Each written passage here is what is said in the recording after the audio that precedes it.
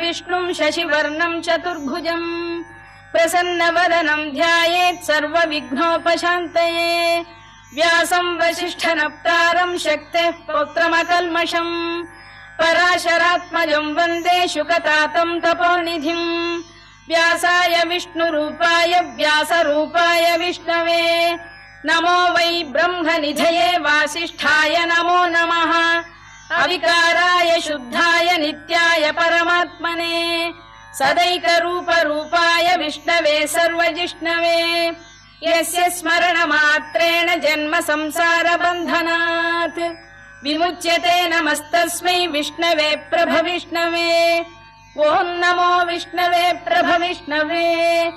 श्रीवैशम्पायन उवाच श्रुत्वा धर्मानशेषेण पावनानि च सर्वशः युधिष्ठिरः शान्तनवम् पुनरेवाभ्यभाषत युधिष्ठिर उवाच किमेकम् दैवतम् लोके किं वाप्येकम् परायणम् स्तुवन्तः कङ्कमर्चन्तः प्राप्नुयुर्मानवा शुभम् को धर्मः सर्वधर्माणाम् भवतः परमो मतः किं जपन्मुच्यते जन्तुर्जन्म संसारबन्धनात् श्रीभीष्म उवाच जगत्प्रभुम् देवदेवमनन्तम् पुरुषोत्तमम् स्तुवन्नाम सहस्रेण पुरुषः सततोत्थितः तमेव चार्चयन् नित्यम् भक्त्या पुरुषमव्ययम् ध्यायन् स्तुवन् नमस्यम् च यजमानस्तमेव च अनादिनिधनम् विष्णुम् सर्वलोकमहेश्वरम् लोकाध्यक्षम् स्तुवन् नित्यम् सर्वदुःखातिगो भवेत् ब्रह्मण्यम् सर्वधर्मज्ञम् लोकानाम् कीर्तिवर्धनम् लोकनाथम् महद्भूतम् सर्वभूतभवोद्भवम् एष मे सर्वधर्माणाम् धर्मोऽधिकतमो मतः यद्भक्त्या पुण्डरीकाक्षम् स्तवैरच्चेन्नरः सदा परमम् यो महत्तेजः परमम् यो महत्तपः परमम् यो महद्ब्रह्म परमम् यः परायणम् पवित्राणाम् पवित्रम् यो मङ्गलानाम् च मङ्गलम् दैवतम् देवतानाम् च भूतानाम् यो व्ययपिता यतः सर्वाणि भूतानि भवन्त्यादियुगागमे यस्मिंश्च प्रलयम् यान्ति पुनरेव युगक्षये तस्य लोकप्रधानस्य जगन्नाथस्य भूपते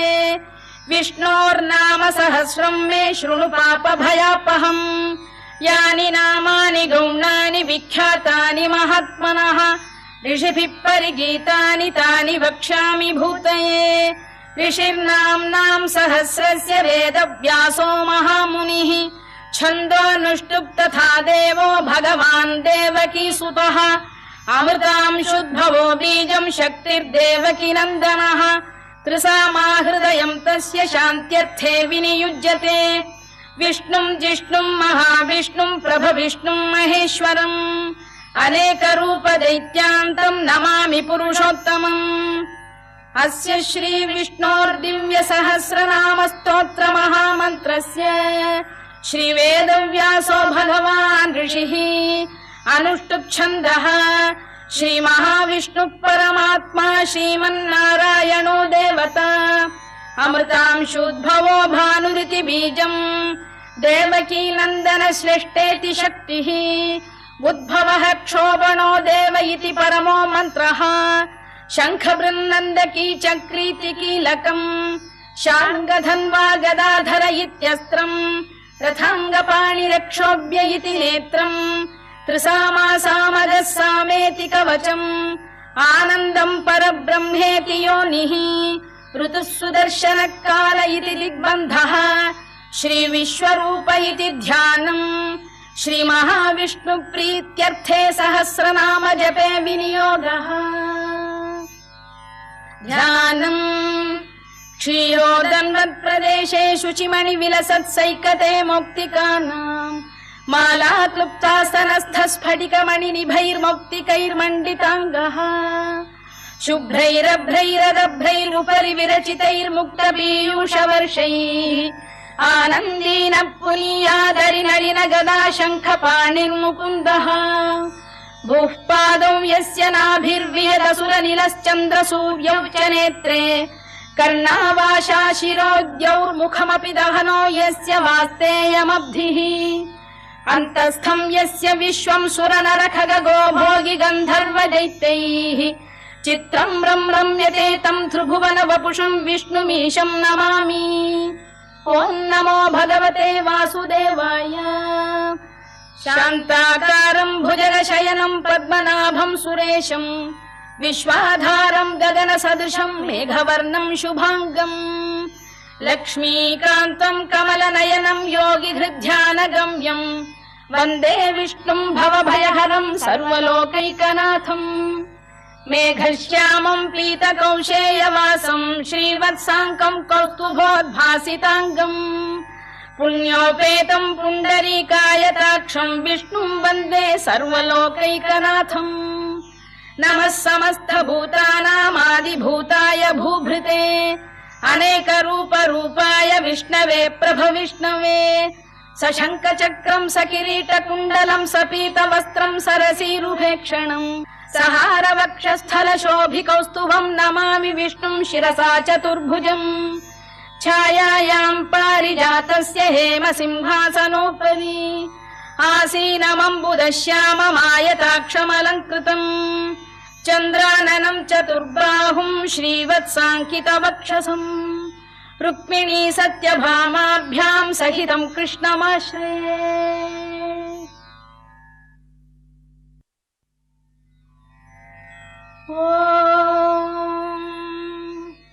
विश्वम् विष्णुर्वषत्कारो भूतभव्य भवत्प्रभुः भूतकृद्भूतभृद्भावो भूतात्मा भूतभावनः भूतात्मा परमात्मा च मुक्तानाम् परमागतिः अव्ययः पुरुषः साक्षी क्षेत्रज्ञोऽक्षर एव च योगो योगविदाम् नेता प्रधानपुरुषेश्वरः नारसिंहवपुः श्रीमान् केशवः पुरुषोत्तमः सर्वः शर्वः शिवस्थाणुर्भूतादिर्निधिरव्ययः सम्भवो भावनो भर्ता प्रभवः प्रभुरीश्वरः स्वयम्भूः शम्भुरादित्यः पुष्कराक्षो महास्वनः अनादिनिधनो धाता विधाता धातुरुत्तमः अप्रमेयो ऋषिकेश पद्मनाभोऽमर प्रभुः विश्वकर्मा मनुस्त्वष्टा स्थविष्ठस्थविरो ध्रुवः अग्राह्यः शाश्वत कृष्णो लोहिताक्ष प्रदर्दनः प्रभूतस्त्रिककुब्धाम पवित्रम् मङ्गलम् परम् ईशान प्राणद प्राणो ज्येष्ठः श्रेष्ठः प्रजापतिः हिरण्यगर्भो भूगर्भो माधवो मधुसूदनः ईश्वरो विक्रमी धन्वी मेधावी विक्रमक्रमः अनुत्तमो दुराधर्ष कृतज्ञ कृतिरात्मवान् सुरेशः शरणम् शर्म विश्वरेता प्रजाभवः अधः संवत्सरो व्याल प्रत्ययः सर्वदर्शनः अजः सर्वेश्वरः सिद्धः सिद्धिः सर्वादिरच्युतः वृषाकपिरमेयात्मा सर्वयोग विनिसृतः वसुर्वसुमनः सत्यः समात्मा संमितः समः अमोघः पुण्डरीकाक्षो वृषकर्मा वृषाकृतिः रुद्रो बहुशिरा बभ्रुर्विश्वयोनिः शुचिश्रवाः अमृतः शाश्वतस्थाणुर्वरारोहो महातपाः सर्वगः सर्वविद्भानुर्विश्वक्सेनो जनार्दनः वेदो वेदविदव्यङ्गो वेदाङ्गो वेदवित्कविः लोकाध्यक्षः सुराध्यक्षो धर्माध्यक्ष कृताकृतः चतुरात्मा चतुर्व्यूहश्चतुर्दंष्टश्चतुर्भुजः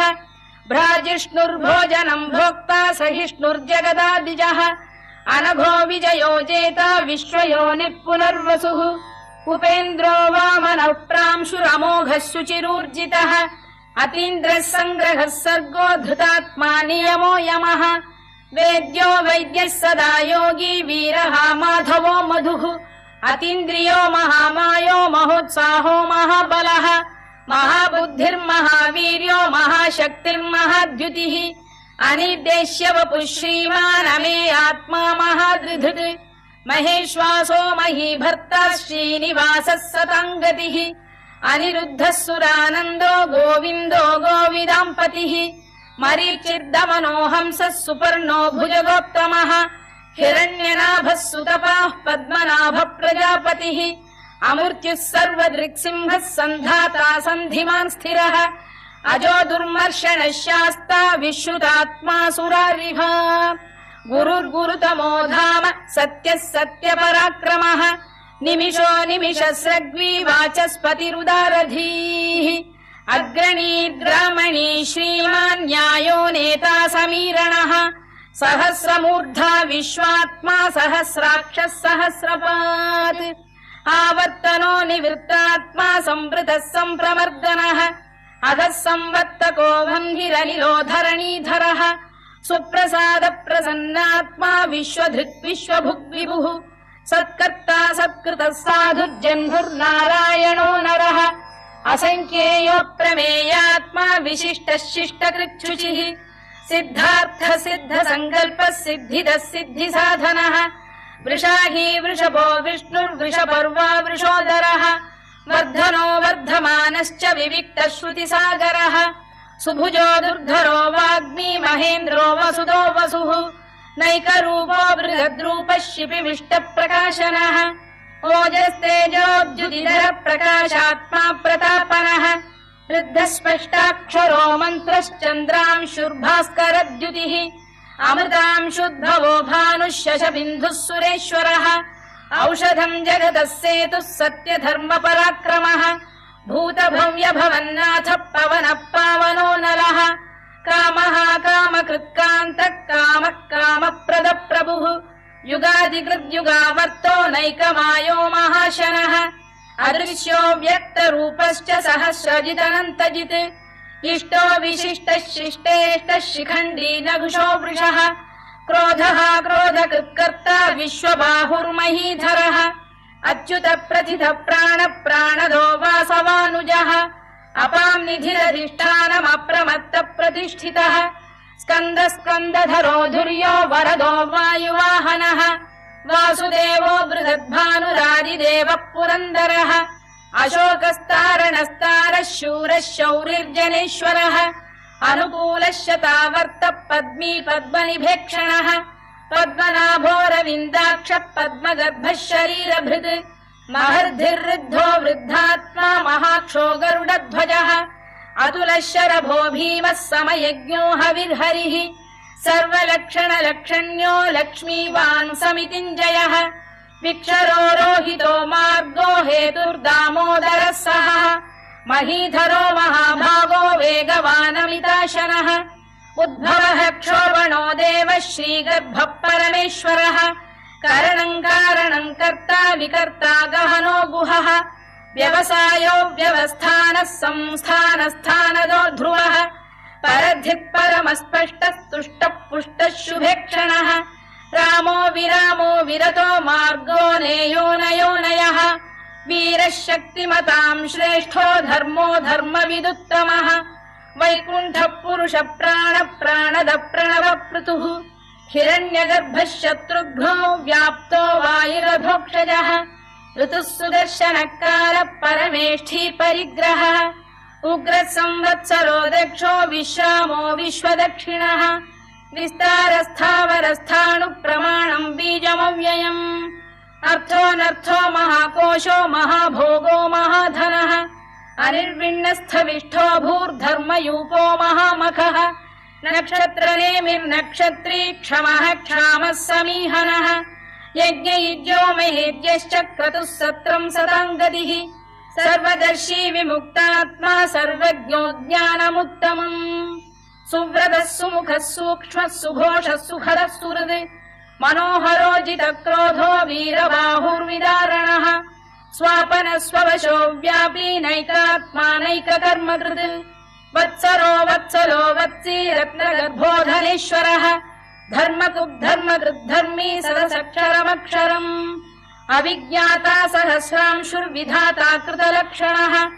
गभस्तिनेमिः सत्तस्तः सिंहो भूतमहेश्वरः आदिदेवो महादेवो देवेशो देवभृद्गुरुः उत्तरो गोपतिर्गोप्ता ज्ञानगम्यः पुरातनः शरीरभूतभृद्भोक्ता कपीन्द्रो भूरि दक्षिणः सोमपो मृतपः सोमः पुरुजित्पुरुसत्तमः विनयो जयः सत्यसन्धो दाशार्हः सात्वताम् पतिः जीवो विनयिता साक्षी मुकुन्दोमित विक्रमः अम्भोनिधिरनन्तात्मा महोदधिशयोऽन्तकः अजो महार्घ स्वाभाव्यो जितामित्र प्रमोदनः आनन्दो नन्दनो नन्दः सत्यधर्मा त्रिविक्रमः महर्षि कपिलाचार्य कृतज्ञो मेदिनीपतिः त्रिपदस्त्रिदशाध्यक्षो महाशृङ्गकृतान्तकृत् महावराहो गोविन्दः सुषेण कनकाङ्गनी गुह्यो गभीरो गहनो गुप्तश्चक्रगदाधरः मेधास्वाङ्गो जितकृष्णो दृढः सङ्कर्षणोच्युतः वरुणो वारुणो वृक्षः पुष्कराक्षो महामनाः भगवान् भगहानन्दी वनमाली हलायुधः आदित्यो ज्योतिरादित्यः सहिष्णुर्गतिसत्तमः सुधन्वाखण्ड परशुर्दारुणो द्रविणप्रदः दिवस्पृक् सर्वदृग्व्यासो वाचस्पतिरयो निजः त्रिसामासामगः साम निर्वाणम् भेषजम् भिषज सन्न्यासकृच्छमः शान्तो निष्ठा शान्तिपरायणम् शुभाङ्गः शान्तिदः स्रष्टा कुमुदः कुवलेशयः गोहितो गोपतिर्गोप्ता वृषभाक्षो वृषप्रियः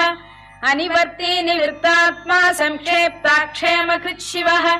श्रीवत्सवक्षः श्रीवासः श्रीपतिः श्रीमताम्बरः श्रीधः श्रीशः श्रीनिवासः श्रीनिधिः श्रीविभावनः श्रीधर श्रीकर श्रेयः श्रीमान् लोकत्रयाश्रयः स्वक्षस्वङ्गः शतानन्दो नन्दिर्ज्योतिर्गणेश्वरः विजितात्मा विधेयात्मा सत्कीर्तिश्छिन्न संशयः उदीर्णः सर्वतश्चक्षुरनीशः शाश्वतः स्थिरः भूषयो भूषणो भूतिर्विशोकः शोकनाशनः अर्चिष्मानर्चितः कुम्भो विशुद्धात्मा विशोधनः अनिरुद्धो प्रतिरथ प्रद्युम्नोमित विक्रमः कालनेमिनिः वीरः शौरिः शूरजनेश्वरः त्रिलोकात्मा त्रिलोकेशः केशवः केशिहा हरिः कामदेवः कामपालः कामी कान्तकृतागमः अनिर्देश्य वपुर्विष्णुर्वीरोऽनन्तो धनञ्जयः ब्रह्मण्यो ब्रह्मकृद्ब्रह्मा ब्रह्म ब्रह्मविवर्धनः ब्रह्मविब्राह्मणो ब्रह्मी ब्रह्मज्ञो ब्राह्मणप्रियः महाकमो महाकर्मा महातेजा महोरगः महाक्रतुर्महायज्वा महायज्ञो महाहविः स्तव्यस्तव प्रियस्तोत्रम् स्तुतिस्तोतारणप्रियः पूर्णः पूरयिता पुण्यः पुण्यकीर्तिरनामयः मनोजवस्तीर्थकरो वसुरेता वसुप्रदः वसुप्रदो वासुदेवो वसुर्वसुमनाहविः सद्गतिः सत्कृतिः सत्ता सद्भूतिः सत्परायणः शूरसेनो यदुश्रेष्ठः सन्निवासः सुयामुनः भूतावासो वासुदेवः सर्वासु निलयो नलः दर्पः दर्पदो दृप्तो दुर्धरोऽथापराजितः विश्वमूर्तिर्महामूर्तिर्दीप्तमूर्तिरमूर्तिमान् अनेकमूर्तिरव्यक्तः शतमूर्तिः शताननः एकोनैकः स वक्र किम् यत्तत्पदमनुत्तमम् लोकबन्धुर्लोकनाथो माधवो भक्तवत्सलः सुवर्णवर्णो हेमाङ्गो वराङ्गश्चन्दनाङ्गदी वीरः विषमः शून्यो घृता क्षीरचरश्चरः अमानी मानदो मान्यो लोकस्वामी त्रिलोकभृत् सुमेधा मेधजो धन्यः सत्यमेधाधराधरः तेजो वृषोद्युतिधरः सर्वशस्त्रभृताम्बरः प्रग्रहो निग्रहो व्यग्रो नैकशृङ्गो गदाग्रजः चतुर्मूर्तिश्चतुर्बाहुश्चतुर्व्यूहश्चतुर्गतिः चतुरात्मा चतुर्भावश्चतुर्वेदविदेकपात् समावर्तो निवृत्तात्मा दुर्जयो दुरधिक्रमः दुर्लभो दुर्गमो दुर्गो दुरावासो दुरारिः शुभाङ्गो लोकसारङ्गः सुतन्तु वर्धनः इन्द्रकर्मा महाकर्मा कृतकर्मा कृतागमः उद्भवः सुन्दरः सुन्दो रत्ननाभः सुलोचनः अर्को वाजसनः शृङ्गी जयन्तः सर्वविजयी सुवर्णबिन्दुरक्षोभ्यः सर्ववागीश्वरेश्वरः महाह्रदो महागर्तो महाभूतो महानिधिः कुमुद कुन्दर कुन्द पर्जन्यः पावनो निलः अमृताशोऽमृतवपुः सर्वज्ञः सर्वतोमुखः सुलभः सुव्रतः सिद्धः शत्रुजिच्छत्रुतापनः न्यग्रोधोदुम्बरोश्चतश्चाणूरान्ध्रैषूदनः सहस्रार्चिः सप्तजिह्वः सप्तैधा सप्तवाहनः अमूर्तिरनघोचिन्त्यो भयगृद्भयनाशनः अणुबृहत्कृशस्थूलो गुणभिर्निर्गुणो महान् अधृतस्वधृतस्वास्य प्राग्वंशो वंशवर्धनः धारभृत्कथितो योगी योगीशः सर्वकामदः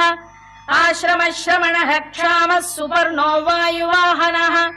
धनुर्धरो धनुर्वेदो दण्डो दमयिता दमः अपराजितः सर्वसहो नियन्ता नियमो यमः सत्त्ववान् सात्विकः सत्यः सत्यधर्मपरायणः अभिप्रायप्रियार्होः प्रियकृत्प्रीतिवर्धनः विहाय सगतिर्ज्योतिः सुरुचिर्कुतभुक् विभुः रविर्विरोचनः सूर्यः सवितारविलोचनः अनन्तो हुतभुग्भोक्ता सुखदो नैकजोऽग्रजः अनिर्विण्णः सदामर्षी लोकाधिष्ठानमद्भुतः सनातनतमः कपिलः कपिरव्ययः स्वस्तिदः स्वस्तिकृत् स्वस्ति स्वस्ति भुक् स्वस्ति दक्षिणः अरौद्रः कुण्डली चक्री विक्रम्यूर्जितशासनः शब्दातिकः शब्दसः शिशिरः शर्वरीकरः अक्रूरपेशलो दक्षो दक्षिणः क्षमिणाम्बरः विद्वत्तमो वीतभयः पुण्यश्रवणकीर्तनः उत्तारणो दुष्कृतिः पुण्यो दुःस्वप्ननाशनः वीरः रक्षणः सन्तो जीवनपर्यवस्थितः अनन्तरूपोऽनन्तः श्रीर्जितमन्युर्भयापहः चतुरश्रो गभीरात्मा विदिशो व्यादिशो दिशः अनादिर्भूर्भुवो लक्ष्मी सुवीरो रुचिराङ्गदः जननो जनजन्मादिर्भीमो भीमपराक्रमः आधारनिलयो धाता पुष्पहास प्रजागरः ऊर्ध्वगः सत्पथाचार प्राणद प्रणवप्रणः प्रमाणम् प्राणनिलय प्राणभृत्प्राणजीवनः तत्त्वम् तत्त्वविदेकात्मा जन्म मृत्युजरातिगः भूर्भुवः स्वस्तरुस्तारः सविता प्रपितामहः यज्ञो यज्ञपतिर्यज्वा यज्ञाङ्गो यज्ञवाहनः यज्ञभृद्यज्ञकृद्यज्ञी यज्ञभुग्यज्ञसाधनः यज्ञान्तकृद्यज्ञगुह्यमन्नमन्नादयेव च आत्मयोनिः स्वयम् जातो वैखानः सामगायनः देवकीनन्दनः स्रष्टा क्षितीशः पापनाशनः शङ्खबृन्नन्दकी चक्री शार्ङ्गधन्वा गदाधरः तथाङ्गपाणिरक्षोभ्यः सर्वप्रहरणायुधः सर्वप्रहरणायुधवो नम इति वनमाली गरीशाङ्गी शङ्खी चक्री च नन्दकी श्रीमान्नारायणो विष्णुर्वासुदेवोऽभिरक्षतु वनमाली गरीशाङ्गी शङ्खी चक्री च नन्दकी श्रीमान्नारायणो विष्णुर्वासुदेवोऽभिरक्षतु वनमाली गरीशाङ्गी शङ्खी चक्री च नन्दकी श्रीमान्नारायणो विष्णुर्वासुदेवोऽभिरक्षतु इतीदम् कीर्तनीयस्य केशवस्य महात्मनः नाम्नाम् सहस्रम् दिव्यानामशेषेण प्रकीर्तितम् य इदम् शृणुयान् नित्यम् यश्चापि परिकीर्तयेत् नाशुभम् प्राप्नुयात् किञ्चित् सोमुत्रेह च मानवः वेदान्तको ब्राह्मणस्य क्षत्रियो विजयी भवेत्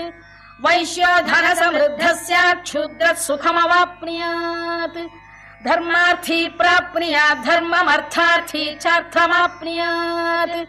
कामानवाप्नुयात् कामी प्रजार्थी चाप्नुयात् प्रजाम् भक्तिमान् यः सदोत्थाय शुचिस्तद्गतमानसः सहस्रम् वासुदेवस्य नाम्नामेतत् प्रकीर्तयेत् यशः प्राप्नोति विपुलम् याति प्राधान्यमेव च अचलाम् श्रियमाप्नोति श्रेयः प्राप्नोत्यनुत्तमम् न भयम् क्वचिदाप्नोति वीर्यम् तेजश्च विन्दति भवत्यरोगोद्युतिमान् बलरूपगुणान्वितः रोगार्तो मुच्यते रोगात् बद्धो मुच्येत बन्धनात् भयान्मुच्येत भीतस्तु मुच्येतापन्न आपदः दुर्गाण्यतितरत्याशु पुरुषः पुरुषोत्तमम् सुवन्नाम सहस्रेण नित्यम् भक्तिसमन्वितः वासुदेवाश्रयो मर्त्यो वासुदेवपरायणः सर्वपापविशुद्धात्मा याति ब्रह्म सनातनम् न वासुदेव भक्तानाम् अशुभम् विद्यते क्वचित् जन्म मृत्युजरा व्याधि भयम् नैवोपजायते इमं स्तवमधीयान श्रद्धा भक्ति समन्वितः युज्येतात्मसुखक्षान्ति श्रीधृति स्मृति कीर्तिभिः न क्रोधो न च मात्सर्यम् न लोभो न शुभा मतिः भवन्ति कृतपुण्यानाम् भक्तानाम् पुरुषोत्तमे द्यौः स चन्द्रार्कनक्षत्राखम् दिशो भूर्महो दधिः वासुदेवस्य वीर्येण विधृतानि महात्मनः ससुरासुरगन्धर्वम् स यक्षोरगराक्षसम् जगत्वशे वर्ततेदम् कृष्णस्य सचराचरम् इन्द्रियाणि मनो बुद्धिः सत्त्वम् तेजो बलम् धृतिः वासुदेवात्मकान्याहुः क्षेत्रम् क्षेत्रज्ञ एव च सर्वागमानामाचार प्रथमम् परिकल्पते आचार प्रभवो धर्मो धर्मस्य प्रभुरच्युतः ऋषयः पितरो देवा महाभूतानि धातवः जङ्गमा जङ्गमम् चेदम् जगन्नारायणोद्भवम् योगो ज्ञानम् तथा साङ्ख्यम् विद्या शिल्पादिकर्म च वेदाः शास्त्राणि विज्ञानमेतत् सर्वम् जनार्दनात् एको विष्णुर्महद्भूतम् पृथग्भूतान्यनेकशः त्रीन् लोकान् व्याप्य भूतात्मा भुङ्क्ते विश्वभुवव्ययः इमम् स्तवम् भगवतो विष्णोर्व्यासेन कीर्तितम् पठेद्य इच्छेत् पुरुषः श्रेयत् प्राप्तुम् सुखानि च विश्वेश्वरमजम् देवम् जगतः प्रभुमव्ययम् भजन्ति ये पुष्कराक्षम् न ते यान्ति पराभवम् न ते यान्ति पराभवम् ओन्नम इति अर्जुनोवाच पद्मपत्र विशालाक्ष पद्मनाभ सुरोत्तम भक्तानामनुरक्तानाम् त्राता भव जनार्दन श्रीभगवानुवाच यो माम् नाम सहस्रेण स्तोतुमिच्छति पाण्डव सोऽहमेकेन श्लोकेन स्तुत एव न संशयः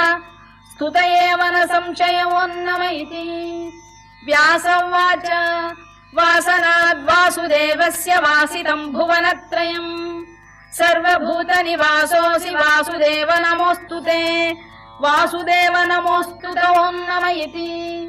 पार्वत्युवाच केनोपायेन लघुना विष्णोर्नाम सहस्रकम्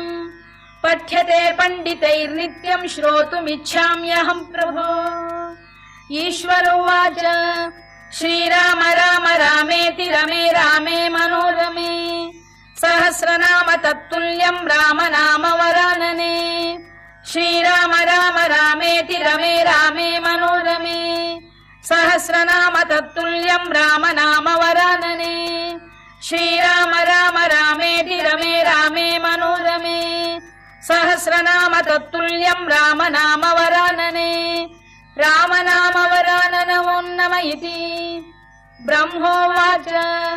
नमोऽस्त्वनन्ताय सहस्रमूर्तये सहस्रपादाक्षि शिरोरुबाहवे सहस्रनाम्ने पुरुषाय शाश्वते सहस्रकोटियुगधारिणे नमः सहस्रकोटियुगधारिणे नम ओन्नम इति सञ्जय उवाच यत्र योगेश्वर कृष्णो यत्र पार्थो धनुर्धरः तत्र श्रीर्विजयो भूतिर्ध्रुवा नीतिर्मतिर्मम श्रीभगवानुवाच अनन्याश्चिन्तयन्तो मां ये जनाः पर्युपासते तेषाम् नित्याभियुक्तानां योगक्षेमम् अहम्यहम् परित्राणाय साधूनां विनाशाय च दुष्कृताम् धर्म संस्थापनार्थाय सम्भवामि युगे युगे आर्ता विषण्णाः शिथिलाश्च भीता घोरेषु च व्याधिषु वर्तमानाः संकीर्त्य नारायण शब्दमात्रम् विमुक्त दुःखाः सुखिनो भवन्तु कायेन वाचा मनसेन्द्रियैर्वा बुद्ध्यात्मना वा प्रकृते स्वभावात् करोमि यद्यत् सकलम् परस्मै नारायणायेति समर्पयामि।